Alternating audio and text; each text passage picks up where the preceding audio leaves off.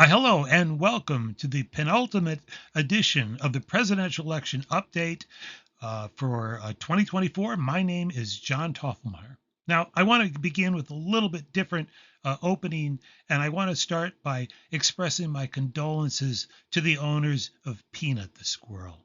Poor Peanut, who died at the hands of New York State authorities. It's clearly a tragic story and one of government overreach. And Peanut, who has clearly captured the hearts of millions and millions of people. Now, I also wanted to say one other thing. Peanut lived near the Pennsylvania-New York state line. And in my opinion, and this is my opinion only, that if Peanut had lived in Pennsylvania, Peanut would still be alive today. Now, to move on to the rest of the election, uh, yes, the race is a dead heat. We're in a dead heat, and I think we're going to see this in the polls. Polls are now kind of we're getting a final surge of polls that are saying we have a dead heat, but what we have are real tight races in Wisconsin, Michigan, Pennsylvania, and North Carolina. This is where the election is going to be decided. I think this is it. This is the real battleground that we're going to see on Tuesday evening, and it might not be decided. And we're going to show you it's real tight. It looks real tight right now in these states. Nevada and Arizona, that's secure. I think that's done. That we'll go over these numbers, but I think it's pretty basically done. But what I want to do to start here is to go over some of the latest national polls, because I think it gives us a good picture of what's going on at the national level in terms of the popular vote. And you can see we've got all of these four polls: NBC News, TIPP, Emerson, and New York Post. Even the New York Post poll that pretty basically either tie or plus one. So these are showing how close this race, these four polls. Now this one is interesting. This number here, this TIPP. TIPP has a very good reputation. They were spot on the last time. They were the poll that I used 4 years ago, that I really relied on to say what the popular vote was going to be. I used the main one to model my outcome 4 years ago. I think that's telling that they're coming in right about 1%, right dead heat 1%. It's actually about 0.5%. I think it's actually about 0.5%. No, it is 1%. It is 1%. So that's telling. I think it's tending. We're leaning towards Trump. Now these other three polls, uh, this Yahoo News and ABC News, the Ipsos, especially the Ipsos poll, that's been pretty steady at three point this 3 point margin here. That's been pretty steady for Kamala Harris for the past month or so. So there's nothing new there. I think that's just kind of that's what they're polling. They're sampling. Clearly they're kind of a little bit out of step. Now, Morning Consult, what's interesting about this poll, Harris +2, that's been trending towards Trump. That was a few weeks ago, about 3 weeks ago, it was +4. Then a week ago it went to +3. Now they're saying +2, which tells me I think at best it could be Kamala Harris, maybe a little slight lead in the popular vote. Trump has a very, very good chance of actually winning the popular vote, but it's not clear whether that's going to be a victory. And here's where I think the state of the race is right now: Wisconsin and Michigan, right here. 25 electoral college votes, the tightest states. The polling has 0.3, 0.4, Wisconsin and Michigan, respectively. And the early voting, there's I just can't see any difference. These are definitely toss up. These are definitely a toss up. Pennsylvania 1.2. It's a little bit. Trump is a little bit of a lead, but 1.2 isn't very much. Now, I do just quickly out here to Nevada 1.0. That's what my model is saying from the polls. I don't believe it. I think it's definitely more than that. So let's get back North Carolina 1.6, but it's looking tight. These are all that's those margins are close. This is where the battleground. So you're going to watch on Tuesday night. You're going to want to watch these four states, and if Trump carries any of them, he's probably going to win the election. If he carries any of them, but I think it's going to be a long night. We're going to wait on these four states. Georgia 2.3, Arizona. I think these two are out of reach. Nevada and Arizona. Georgia, it looks like a reach.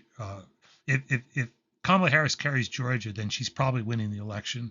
Uh, uh, she's probably going to win the election because she's carrying these other states. So I think really the battleground are those the four states: Wisconsin, Michigan, Pennsylvania, and North Carolina. So that's what we're going to be really focusing on tomorrow too when we talk about the individual states. But what I want to do before I talk about that, I want to go over this crosstab of the national because I want you to I want you the viewer to understand what I think the real big national picture. And one of the things we're seeing now this is a single poll, so I don't think that these numbers are exactly telling us everything that's going on. I think it might lean a little bit towards Trump, maybe a little bit, so it might be a little bit high on some of these numbers. But I think it at least gives us in one picture, it can give us an indication of what is probably going on, a big picture. A little bit of and you could see a little bit of a gender gap, but I think the more that I look at these polls, I think it's much less of a gender gap than an education gap. When you strip out, for example, college-educated women from the rest of women, not much of a gender gap. College education is much more salient, and right here we look at these. Look at this gap, the gap there. That's a 20-point college degree or higher, 20-point spread there. That's 20 points in favor of Kamala Harris. On the other hand, Trump winning almost similarly for people who don't have a college degree, 58-40 and 56 and 56 36 for Harris for college degree. People with college degrees now are Democrats. People who are not are Republicans, and that goes with halves. And we're seeing more and more. Let's look at income because people with college degrees generally have higher incomes. Above 100,000, that's your the higher income class. Kamala Harris has about a 7-point lead in this poll. Yep, the Democrats are becoming the people of the haves, and especially the middle income here, a middle income 50 to 100,000. Trump has an 8-point lead in this poll. He's showing about a 2-point lead in below 50,000. So poor people. Now that he's the fact that he's leading, that's showing you the change and what's going to be happening. We're going to see this trend in the future that that especially if the Republicans put out candidates like Trump, this kind of candidate, that lower income people are going to gravitate towards and continue to move away from the Democrats towards the Republicans. In terms of location, where the battle is going to be fought is going to be in the suburbs. The suburbs are right dead even. So that's where the battle, and this is where the upper income are shifting away from the Republicans towards the Democrats, and the more lower income suburban are shifting towards the Republicans. And another point here, we got independents. This poll has Trump up by about 5 points among independents nationally. That's probably a thing. I think that's probably very likely. But finally, now let's turn our attention to ethnic, because this is where we're seeing some really interesting numbers in this election. We've got the Asian. Asian is a huge. It's got like East Asian. That would be Chinese, Japanese, Indians, and Middle Easterns. It's a big conglomerate of people. So that's we Americans that we. It's not really an ethnic group. It's a geographical group, but that's the way it is. But if you one of the interesting numbers here, you see Jill Stein here, and you see 6%. Uh, they're picking up the rebellion by especially by Middle East people from the with Middle East ancestry towards towards Trump, away from Kamala Harris, a protest vote. It's not a big number, but it could be significant, especially in states like Michigan, where there's a lot of a lot of Middle Eastern people from the Middle East, Americans who live in Michigan. So it could play a role. This poll is picking it up. The other thing, of course, the black vote, they're showing 28%. These numbers are incredible if they're anywhere close. The fact that Donald Trump is in the, I think he's probably going to be in the 20s, the black vote. I don't know if it's going to be this high, but I think Kamala Harris is going to struggle to get 70% of the black vote. That's a major thing. Um, Hispanic vote, they're showing 38% nationally. We're seeing in some states in these Atlas Intel polls, in states like Arizona, Nevada, it's higher, probably Florida too. Uh, that I mentioned, Hispanic people could be playing a major role in this election. So with that in mind, now we've got that. Let's move on, and I'm going to try to get through more quickly the swing states and talk about them in turn. And we're going to begin with Wisconsin. I put together these numbers for Wisconsin, and again, these are real. I've got the party identification. I've used these six polls to figure out to get these numbers, and you can see these sample sizes. They're pretty good sample sizes. So from various sources. So I think this paints a pretty reasonable picture that with these are large enough numbers and from a range of polls that I think this we've got something pretty solid here. So uh, let's look at what we really want to focus on here: the independent vote here in Wisconsin. And I showed you nationally that Trump's winning, but not in Wisconsin. Wisconsin looks like Kamala Harris is up by 6 points, and all these polls kind of had Harris in the lead. So I think that's a thing. Excuse me. That is a thing in Wisconsin, that Kamala Harris has the independent vote. That could be significant, and I think it's one of the things that's going to say that this is going to be a close state. This really is a close state. And here's my estimation, and these are real rough numbers because uh, Wisconsin does not give party affiliation. So there's some group that's affiliated with NBC News that has made some estimation where they're saying in this state a lot of independent vote. So a lot of this, about a 40% so far, 40% are independent vote. So that's really big. The Democrat of the remaining Democrats are leading the Republicans. So Kamala Harris definitely has a lead. About 160,000 votes is my very rare rough estimate. Don't tell me, don't tell anybody. Yeah, Toffelmeyer said that Harris is leading 160,000, but what this means is she has a lead. She has a lead going into the election day, and there's going to need to be a lot of turnout for Trump supporters. Now, here's an interesting thing, and I just looked this up. There's going to be rain throughout Wisconsin. It's going to be raining throughout the state on Tuesday. So that is definitely going to affect. It's going to affect the outcome, and it might affect the outcome of this state. That it's one of the things that are going to suggest to me that maybe Kamala Harris might win this state. That it's definitely it definitely is a possibility that and that's going to play a role. I think you're going to hear people talk about on Tuesday night. Oh yeah, it rained in Wisconsin throughout the state today.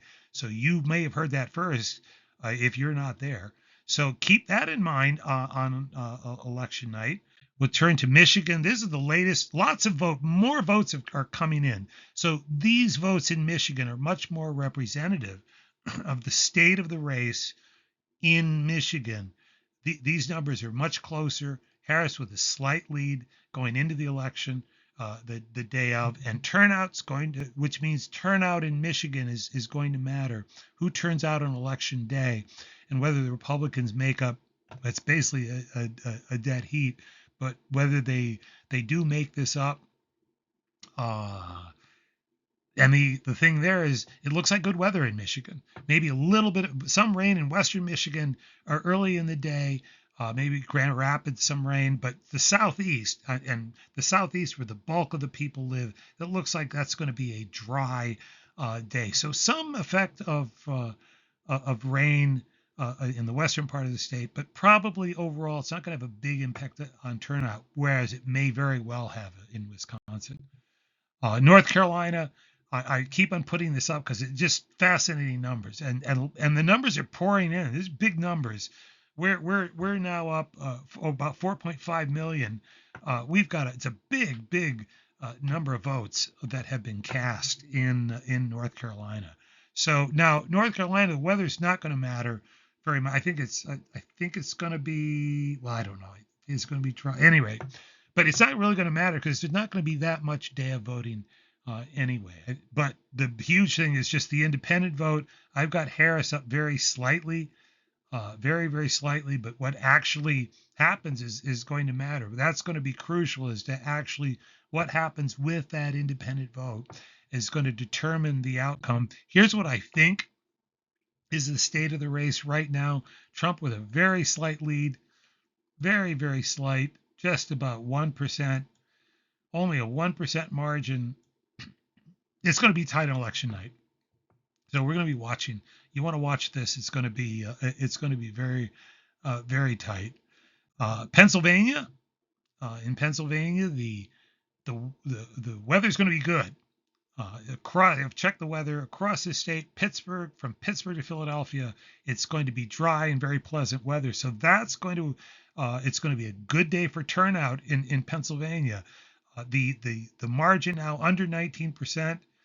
It's under 19% spread. Actually, I don't think there was very little, if any, new vote, but I just want to point out that it is going to be dry in Pennsylvania on Tuesday.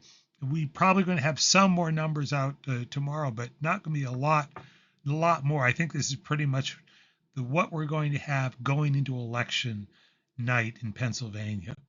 I'm going to very quickly. I want to go over the latest Arizona and Nevada polls. Now, I think that both states are in the bag. Now, what's interesting is that the polling, both New York Times and Insider Advantage are saying in Arizona that Trump is probably going to win. That's pretty much winning margins, and I think the margin is going to be that or higher. Now, what's interesting with that Insider Advantage is has been a Republican trending over the years pollster. So the fact that in the New York Times a Siena poll, which has always trended towards the Democrats, has them uh, uh, uh, Trump ahead in Arizona's telling. I think it's in the bag. But the interesting thing is, I think Nevada's even more is more, but the polling is saying otherwise, and I think that's kind of suspect. I, Especially this New York Times Siena poll, a three. I don't know where if you're looking at the the the votes so far that have been cast and the party affiliation, how you can at if Kamala Harris actually wins the state, it's going to be by less than 1 point, and that's a miracle. I think that a comet's going to have to hit Nevada or something. I don't think it's happening. I just think that this poll especially is an outlier, and so this is what I think is the state of the race right now. Now it's just mail-in vote coming in. Trump with a 64,000 vote lead. It's down a little bit because now the mail vote is coming in.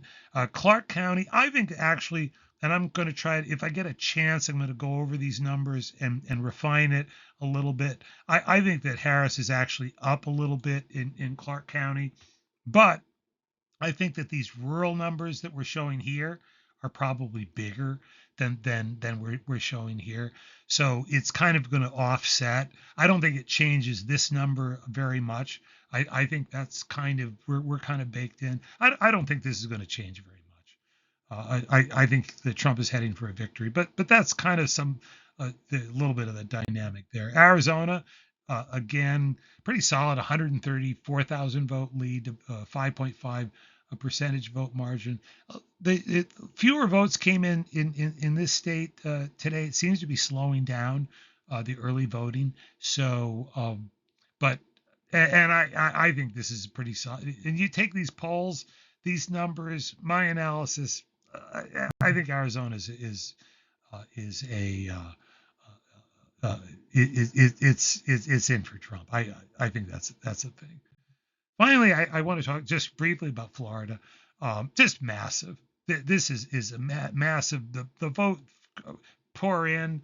I think it was 11 million last time. We're now at nearly 8 million. I think by tomorrow it's going to be 8.5. Probably by the day of that. Probably by the election morning, there'll be like 9 million votes. Something close to 9 million votes will have cast. So it's just going to be a couple million on election day.